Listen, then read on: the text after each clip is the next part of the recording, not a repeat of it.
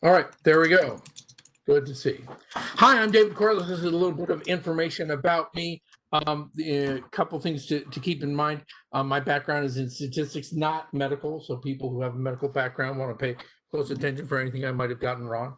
And people who are statisticians will want to pay close attention because it's going to be a mostly statistical presentation. I am a volunteer. This is not my day job. Although my background is in statistical astrophysics, I've worked in forecasting and data modeling, mostly in the automotive industry for some time. But the organization I'm doing this for as a volunteer is called Peacework.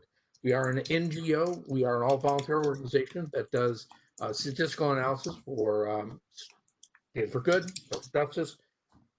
This is one example of that. This presentation began as part of the webinar series that was run earlier, Data Science in Action in Response to the Outbreak of COVID-19. I talked about non-medical aspects and studies that could be done, and one little piece of that was the beginning of this study. So here I am, and here we go. So when we look at COVID-19, one of the first things we see is a lot of geographic variation. We hear a lot about a COVID-19 second wave, but as we look at the actual data, we find that some places really didn't have a second wave. We've got Michigan and Illinois there. And we have other places where the second wave was much, much more pronounced. You look at Florida compared to earlier, especially. And so what we're seeing when we do this analysis, the science, unfortunately, has gotten politicized. I'm not going to make any political arguments. I'm only going to make a statistical one here. What we want to look at in this particular study is before mass protests and other political responses. What we're trying to get at here is the underlying risk to different populations and how the risk might be greater for some populations than others. And so because of that, what we've chosen to do is look at just the first wave. We see an initial first wave, it drops off. Most other places it drops off. Some places in the United States, it never came back in any sizable number. In other places, the second wave was much, much larger than the first. We're going to look at the original wave of the coronavirus pandemic in the United States that run through about June 30th. Now, also, as we look at these information, we're going to look at this at a county level. This is the New York Times county level data. And then we're going to compare this to Census Bureau data, tools like the American Community Survey, and other resources where we're going to look at demographics also at the county level and match them up with county level reporting. Well, reporting of what? Well, we're going to look at deaths, not cases, because cases are often missed. We're going to weight that for population. We're going to be doing per capita. And as I discussed, we're going to be looking at the first wave only. And so the key metric and the metric we use, the metric we recommend in these demographic public health style studies, again, I'm a statistician, I'm not a public health person, but looking at the connection of a sociological, socioeconomic, and demographic risk factor, something we do a fair amount at Peacework. When we look at race being a risk factor for bad things happening, here the key metric is going to be cumulative. So we're not going to be looking at individual days. We're going to be looking at cumulative deaths. That's going to wash out the day of the week reporting, which is so plainly clear in this particular plot that we're looking at now. We're going to be looking at total deaths from the first wave divided by the population. That's deaths per capita, first wave at a county level. That's through June 30th. Now, this originally began as I was tracking information in the Detroit metropolitan area. For those not familiar with Detroit, a couple of interesting statistical qualities here. One is that the city of Detroit itself reports separately from the rest of the county it's in. So we have Wayne County, Michigan. One corner of that is the city of Detroit, and then there are a lot of suburbs. There are two other suburban counties, Oakland and Macomb. And so when we look at the Detroit suburbs, we've got the city of Detroit, which again reports separately. We have the remainder of Wayne County, Michigan, and then Oakland and Macomb. These are three suburban areas compared to the city center. And we see that as time goes on, there was a very, very strong difference in the city of Detroit.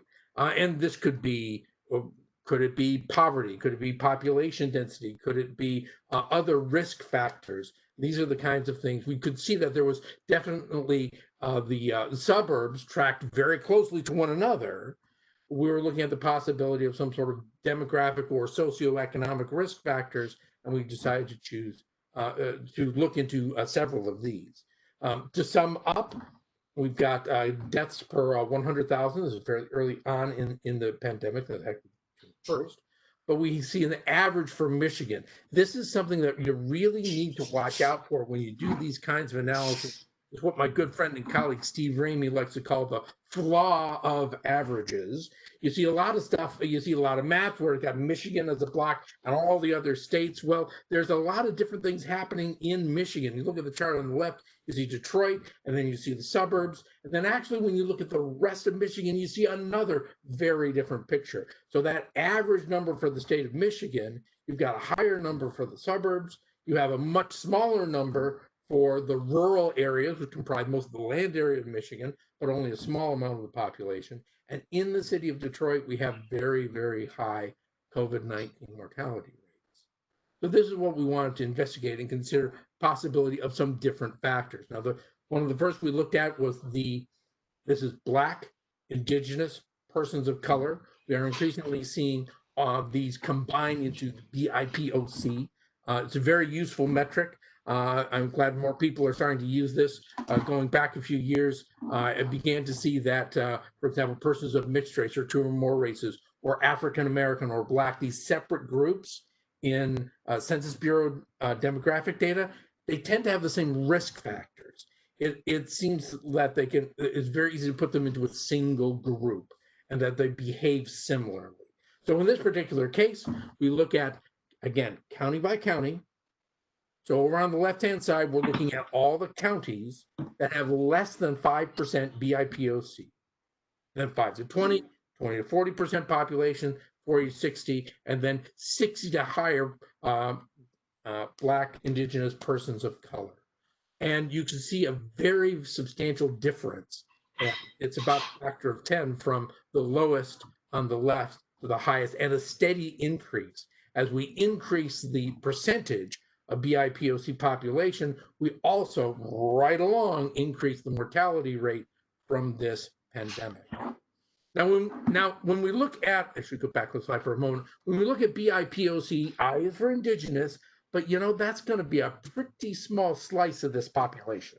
And so it's worth breaking that out separately. They live in different places. They have very, very different circumstances. In many cases, it's very often difficult to get information on Indian reservations. Is often a hole in the data. We don't have Indian reservations in particular, and of course, not all Indigenous persons are on reservations. But those are some of the poorest places frankly, in the Western Hemisphere. And so it's important to break that out as a separate factor. So here we see that broken out separately. We see a similar sort of pattern. Curiously, now you look at A, that's less than 5% category. You have to understand the Indigenous population in the United States, except for a handful of places, it's really small. And so what you're really seeing on the left is the U.S. average apart from Indigenous. And then as you get into the Indigenous population and as it increases, we once again see the numbers step up. Don't step up as much as we saw in BIPOC as a whole, but we see the same kind of increase with larger Indigenous, and Indigenous includes any Indigenous. That's Native Americans, it's First Nations, it's Pacific Islander, it's Native Hawaiian, it's Native Alaskan. Any of those all combined into a single Indigenous group.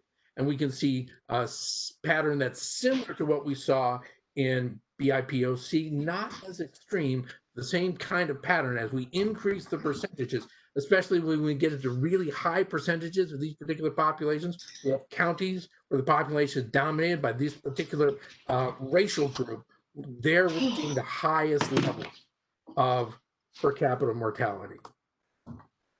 Now we can look at some other factors. We look at, for example, a poverty line. We see the same kind of thing at fairly low levels. It doesn't do much. At very, very high levels, we do see an increase. Now we know that poverty is correlated to BIPOC. That's been known for some time. But here we're seeing not only is it a similar pattern, but it's weaker and it doesn't go up as much. And so what this is telling us is that poverty isn't the best way to look at this. It's really a racial difference rather than simply a poverty difference. And when we see high poverty persons who are Caucasian, white, whichever term you'd like to use, we find they still have very, very low COVID-19 per capita death rates at the county level. Look at the odds ratios. They're not pretty. Prison populations, you won't find them in the Census Bureau data. Very happy to have the report by Soloner et al. Reported a few weeks ago in JAMA, where they did the, now in this case, they're comparing not the highest to lowest, they're comparing this to the total US population. So the odds ratios we're seeing here, I'm gonna go back a couple. The odds ratios you see are from column E on the right compared to column A on the left. You notice that we always have the same range of the numbers. The population percentages are consistent with all the different factors we look at. And so when, except for the prison population there, they're compared to the entire US population as a whole, which is about 1% in prison. We see very, very strong odds ratios. It's especially marked for the BIPOC populations. We then see also strong numbers for prison populations and indigenous, a little bit less for poverty. And also when we look at population density, simply is it because they're all in cities? Well, you look at poor rural areas where it's dominated by BIPOC populations. You'll find some places like this in rural Alabama and Mississippi, for example. We find that they still have very, very high mortality rates. So population density, it's a bit of a factor. It's a fairly weak factor. We look at poverty, yes, it's there, but the racial factors are all higher. So to sum up, disproportional impacts, yep, it's there. We're looking at COVID-19 first wave before it gets politicized and we see demographic shifts. We're looking at underlying factors that put some populations at greater risk. We're not talking about optional or voluntary risk like driving out to Sturgis or wherever. I don't mean to step on anyone's toes here. You know, going to the beach, wherever your favorite beach happens to be, with 20,000 people jammed onto the beach and no social distancing or masks. We're looking at strictly the first wave to focus on the underlying socioeconomic and demographic factors that drive higher death rates. We see the death rates increase with increasing percentage of the population in BIPOC and indigenous groups. So it isn't just that there's a disproportionate impact. We see that impact increase with increasing percentage of these racial groups within the population. We do see links to population density. We do see links to higher poverty, but these are not as strong as the links to racial factors. So this is a start. It is by no means a finish. More investigation is needed, especially for smaller populations. You'll notice I took all the indigenous and put them together into one group. Because of that, that tends to be dominated by Navajo and Hopi in the Southwest, Lakota, Dakota, Sioux in the Northern Plains, Native Hawaiian, Native Alaskan. They're a group, but they're just not a lot of population. And so simply making that choice of doing indigenous separately, that really needs to be done again at a more granular level. And of course, we need to be looking for longitudinal studies to investigate longer term effects. Resources, thank you for the New York Times for the data. Thank you for Johns Hopkins for the state trends. Prison populations, Solomon et al. would be out of business on prison population without that. I didn't have any demographics at all on the LGBTQ plus community. If you're interested in looking at that, this is a really good summary study. This analysis was performed using SAS University Edition, which gives the software to academic researchers like me for free, which is very helpful since I'm a volunteer. And if you want to see, you will find this study on our website at Piecework Studies. It's already loaded on the website, and I'll be happy to share it with other folks. So this is our website, and you can go and see our other always cheerful studies in social justice and data for good. Questions?